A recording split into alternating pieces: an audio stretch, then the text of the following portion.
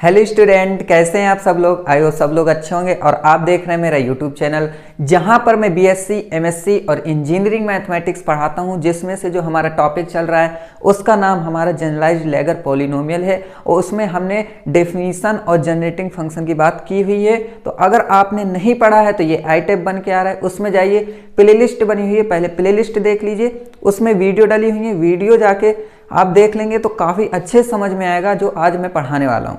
तो आज का जो टॉपिक है उसका नाम है रॉड्रिगो फार्मूला, और ये एग्जाम में बहुत बार पूछा गया है, इस वजह से ये बहुत ज़्यादा इंपॉर्टेंट है।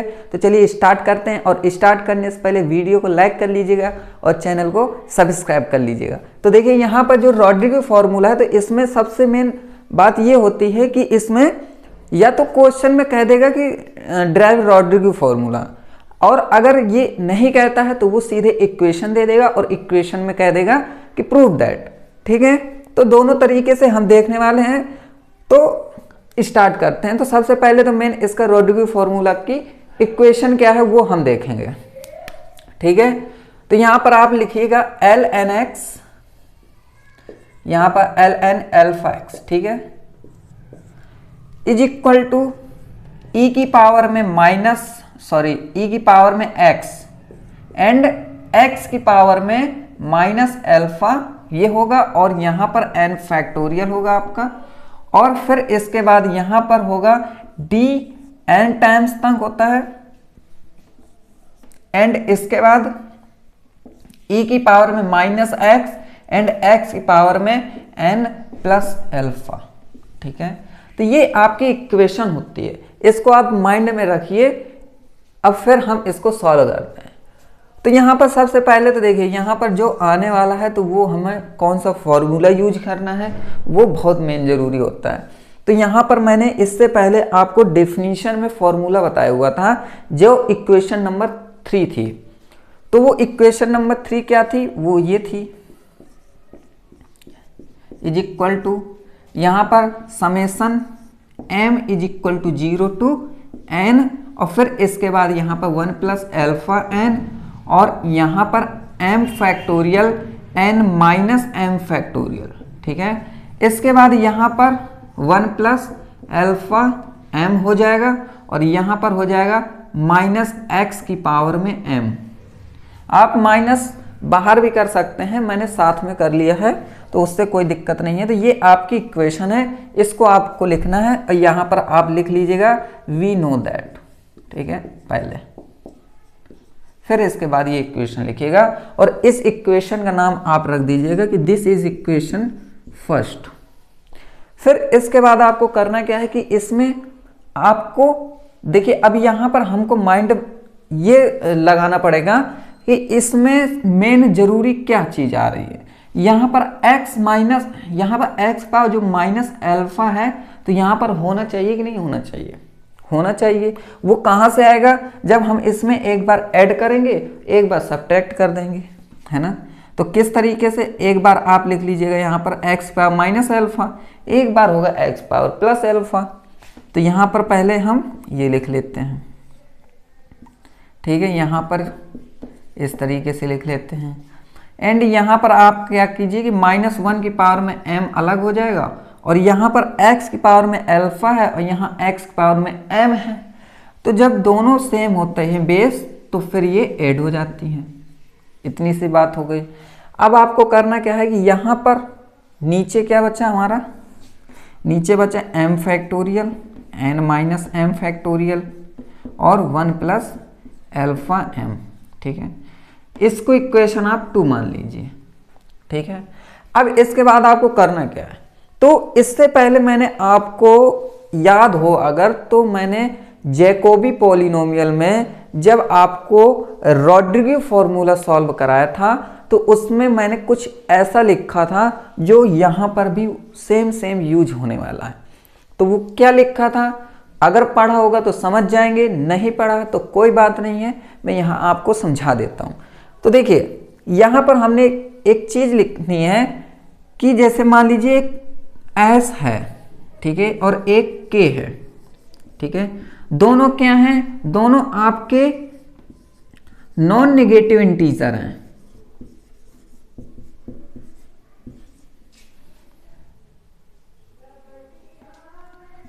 ठीक है, दोनों क्या हैं, नॉन नेगेटिव इंटीजर हैं। और इसके बाद आपको करना क्या है कि जब दोनों नॉन नेगेटिव इंटीजर हैं तो आपको डिफरेंशिएट कराना है। डिफरेंशिएट कराना है, किसको डिफरेंशिएट कराना है वो मैं आपको यहां पर समझा देता हूं कि जैसे मान लीजिए कि डिफरेंशिएट हमें एस टाइम तक कराना हो किसी चीज का, ठीक है, एस टाइम तक कराना हो विद रिस्पेक्ट टू एक्स से, तो यहां पर मान लीजिए कि एक्स की पावर में आपका क्या होगा, के प्लस एल्फा है, ठीक है। और अगर मैं आपसे कह दूं कि इसको डिफरेंशिएट कराइए एस टाइम तक, तो किस तरीके से, तो आप एक चीज दिमाग लगाएंगे कि पहले मैं क्या करता हूं कि एक बार करा के देखता हूं, ठीक है। एक बार कराऊंगा तो डी अपॉन डी एक्स आएगा, तो फिर क्या होगा, के प्लस एल्फा आगे आ जाएगा और इसमें एक माइनस हो जाता है। तो फिर दो बार कराएंगे तो फिर वो आगे आ जाएगा, फिर उसमें एक माइनस, ऐसे करके -1 -2 -3 -4 इस तरीके से होता जाएगा कि नहीं होता जाएगा। तो एक यहां पर सीरीज बन जाएगी आपकी, वो क्या सीरीज होगी, इस तरीके से k plus alpha -1 k plus alpha -2। इसी तरीके से ये एक ऐसे जगह पहुंचेगी जहां पर ये होगा k प्लस एल्फा -s+1, ठीक है, यहां होगी और यहां पर होगा x की पावर में k -s+α। होगा कि नहीं होगा, बिल्कुल होगा। अब देखिए इतना होने के बाद अब हम इसको क्या लिख सकते हैं, इसको लिख सकते हैं 1 प्लस एल्फा के, एंड यहां पर लिखेंगे 1 प्लस एल्फा के माइनस एस, और ये x की पावर में k -s+α। ये मैं लिख सकता हूं, ठीक है। ये आपको दिमाग में रखना है इक्वेशन, ये जो फॉर्मूला इसको दिमाग में रखना है कि अगर किसी भी x वाली वैल्यू का, जो ये पॉलिनोमियल भी बोल सकते हो, उसकी डिग्री अगर k प्लस एल्फा है और उसे हम s टाइम तक डिफ्रेंशिएट करें तो वो कुछ इस तरीके से आ जाएगा।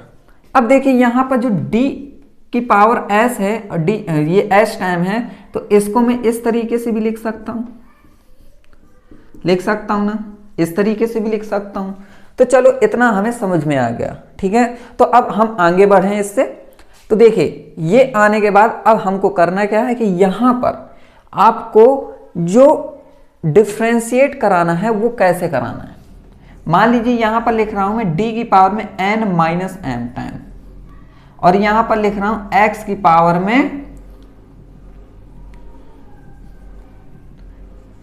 पावर में n प्लस एल्फा लिख दूं अगर, ठीक है, तो क्या आएगा, तो ये और ये इसमें कुछ अंतर ज्यादा है नहीं, है ना, है नहीं है।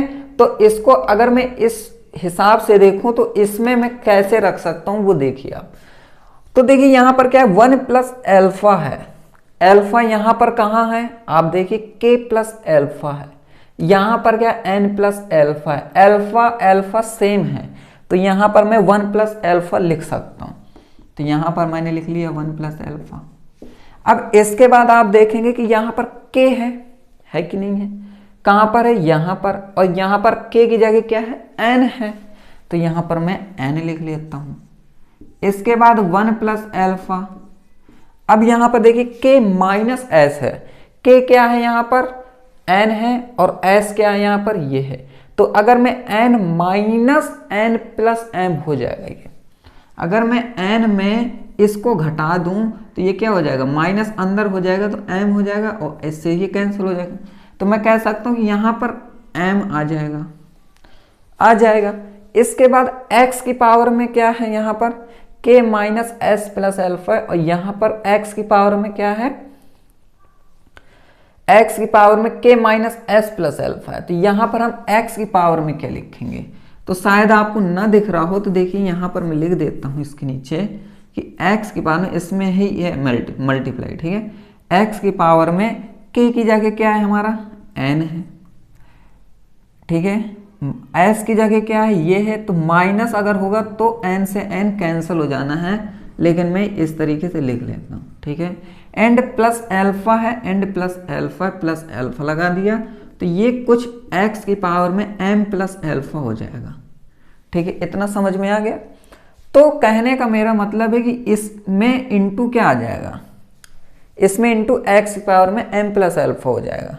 ठीक है, तो अब मैंने ये क्यों कराया, तो यहां पर आप लिख लीजिए कि अगर d की पावर में n माइनस m हो और x की पावर में n प्लस एल्फा हो, तो इसको हम लिख सकते हैं 1 plus alpha n and upon में 1 प्लस एल्फा m, और यहाँ पर x की पावर में m प्लस एल्फा हो जाएगा।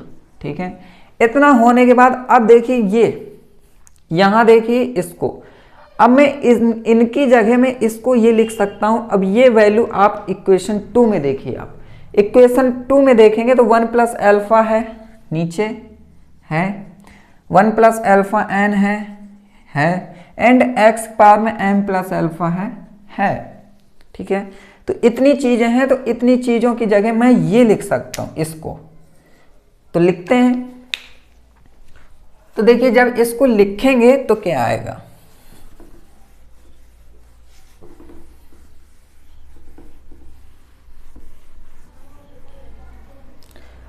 तो आप लिखेंगे पहले इसको x की पावर माइनस एल्फा, समेसन लगाएंगे m is equal to 0 to n, and फिर इसके बाद इसको जब आप लिखेंगे तो पहले आप लिख लीजिए -1 की पावर में m, एंड यहाँ पर लिख लीजिए m factorial n minus m factorial. इसके बाद में इसको लिखेंगे d की पावर में n माइनस m, है ना, एंड x की पावर में n प्लस एल्फा। इतना लिखने के बाद अब आपको करना क्या है, मैं समझा देता हूं आपको कि इसमें आपको एक काम करना है। वो ये काम करना है कि अगर आप इसमें एक बार e की पावर में x और एक बार e की पावर में माइनस x दोनों रख लें तो क्या हो जाएगा, वो तो 1 ही वैल्यू होती है, तो मैं रख लेता हूं। तो यहाँ पर अगर मैं e की पावर में x ले लिया और यहाँ पर x की पावर माइनस एल्फा है, summation m is equal to 0 से n।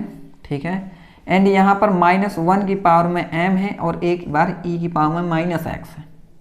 यहाँ पर m फैक्टोरियल है, n माइनस m फैक्टोरियल है। इतना होने के बाद यहाँ पर d की पावर में n माइनस m है और x की पावर में n प्लस एल्फा है। ठीक है, अब यहाँ पर भी आपको थोड़ा सा समझना पड़ेगा। समझना क्या है कि जैसे यहाँ पर आप लिख रहे हो, ठीक है, यहाँ पर आप लिख रहे हैं -1 की पावर में m एंड e की पावर में माइनस x, ये इसको आप ध्यान से देखिए। तो इसको मैं अगर बोल दूं कि आप e की पावर में माइनस x को डिफ्रेंशिएट कराओ 1 टाइम्स, अगर आप डिफ्रेंशिएट करा रहे हैं 1 टाइम्स तक ऐसे, ठीक है, तो ये कुछ -e की पावर में माइनस x आता है। जब 2 टाइम्स कराएंगे तो एक बार और माइनस आ जाएगा, तो वो स्क्वायर हो जाएगा। 3 टाइम्स करा रहे हैं तो फिर यहाँ 3 हो जाएगा। और अगर मैं इसको m टाइम्स तक करा दूं, है ना, तो ये क्या आ जाएगा, यहाँ पर आ जाएगा -1 की पावर में m, और ये e की पावर में जो रहता है उसका कोई भी बाल बांका नहीं कर सकता है, क्योंकि वो अड़ा रहता है। वो सिर्फ कहेगा कि मैं तो भैया एक्सपोनेंट में ही रहूंगा, एक्सपोनेंट के अलावा मैं और किसी में रहना नहीं चाहता। तो उसको चाहे 10 बार आप डिफ्रेंशिएट कराओ लेकिन वो e नहीं छोड़ता। ठीक है, तो कहने का मतलब है कि इसकी जगह में ये अब लिख सकता हूं कि नहीं लिख सकता। तो इसका मतलब ये है कि ये डिफ्रेंशिएट कराया गया है m टाइम्स तक, तो मैं अब इसकी जगह इसको लिखने वाला हूं। तो चलिए लिखते हैं। इतना आप देख लीजिएगा, लिख लीजिएगा आप नोट्स में कि जैसे एग्जाम टाइम आपको दिमाग में बना रहे, है ना। तो यहां पर मैं पहले लिख देता हूं d की पावर m e की power minus x is equal to -1 की पावर में m एंड e की पावर में माइनस x। इतना लिखने के बाद अब हम यहाँ पर लिखते हैं e की पावर में x की पावर माइनस एल्फा, समेसन लगा दिया, m इज इक्वल टू 0 रख दिया, n रख लिया, एंड इसकी जगह तो पहले इसको रख लो आप, पहले यहाँ पर इस तरीके से रख लो, थोड़ा सा हमको बनाना पड़ेगा ना ऐसे, फिर इसको ऐसे लिख लो, x की पावर में n प्लस एल्फा लिख लो, फिर आपको करना क्या है, अब लिख सकते हैं आप इसकी जगह ये d की पावर में m एंड e की पावर में -x। ठीक है, इतना लिखने के बाद आपको एक चीज देखनी है। वो क्या देखनी है, समझा रहा हूं मैं कि यहां पर समझते हैं।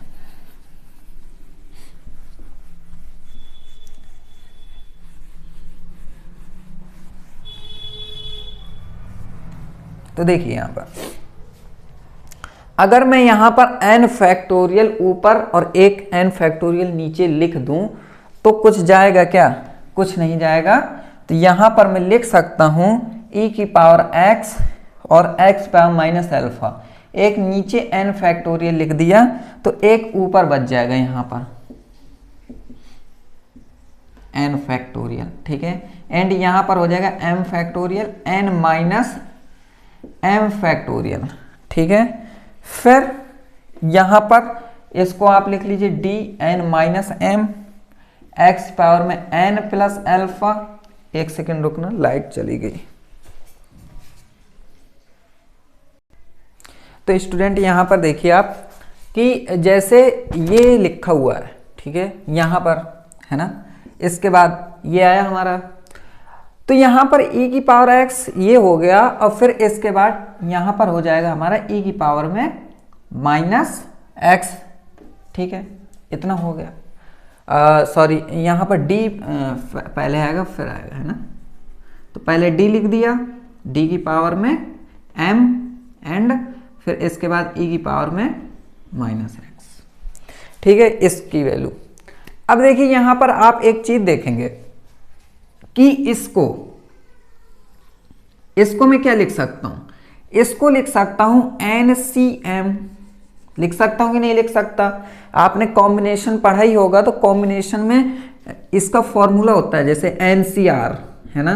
NCR का फॉर्मूला क्या होता है, n फैक्टोरियल फिर नीचे r factorial and n minus r factorial. होता है कि नहीं होता है। सेम वही चीज यहां पर लिख के, बस यहां पर r की जगह m लिखा है, तो हम यहां पर क्या लिख देंगे, NCM लिख देंगे इसकी जगह। तो फिर क्या होगा हमारा, तो एक सेकेंड रुकिएगा, यहां पर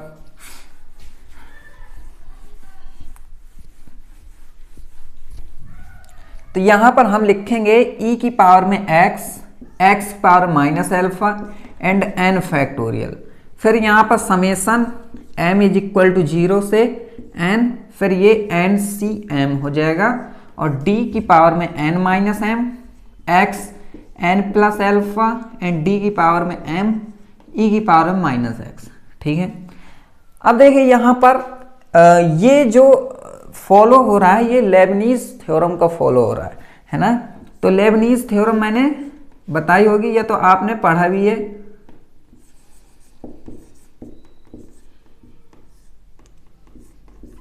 लेबनीज थ्योरम, ठीक है, मैंने इससे पहले बता चुका हूं आपको। तो ये लेबनीज थ्योरम होती है, ठीक है। तो इसको जब ये लेबनीज थ्योरम के द्वारा होती है, तो अब इसको हम क्या लिख सकते हैं, इसको हम यहां पर लिख सकते हैं, यहां पर कि e की पावर में x and x power minus alpha and n factorial. फिर यहां पर हम इसको लिखेंगे d की पावर में n एंड फिर x की पावर में n plus alpha and e की पावर में माइनस x। ये हो जाता है हमारा, ठीक है। तो ये समझ में आया कि नहीं आया आपको, ये समझ में आया कि नहीं आया आपको, ये लेबनीज रूल समझ में आया। अगर नहीं आया है तो देखिए, रुकिए मैं आपको समझा देता हूं पहले तो यहां पर। तो ये देखिए प्रूफ हो गया है। लेबनीज रूल क्या होता है,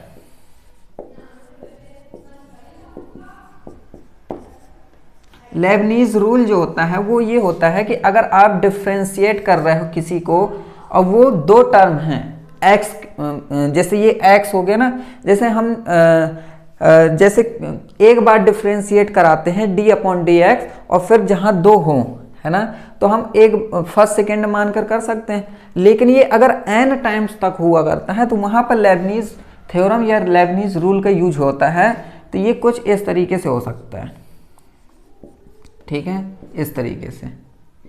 ओके, फिर इसको हम क्या करते हैं कि एक को फर्स्ट मान लेते हैं, एक को सेकंड मान लेते हैं, फिर यहाँ पर जो बनता है वो यहाँ पर इस तरीके से बनता है कि ये हो जाता है। तो जैसे मान लीजिए इसको फर्स्ट मान लिया, इसको सेकंड मान लिया, तो जो फर्स्ट होगा उसको हम लिखेंगे d की पावर में n एंड e की पावर में -x, ठीक है, इतना लिखते हैं। फिर यहाँ पर हो जाता है x की पावर में n प्लस एल्फा, ठीक है। फिर दोबारा जब लिखते हैं प्लस में लगाते हैं तो ये nc1 हो जाता है। फिर यहाँ पर d की पावर में n-1 हो जाता है, e की पावर में -x, है ना। फिर यहाँ पर हो जाएगा d, फिर x की पावर में n प्लस एल्फा, ठीक है।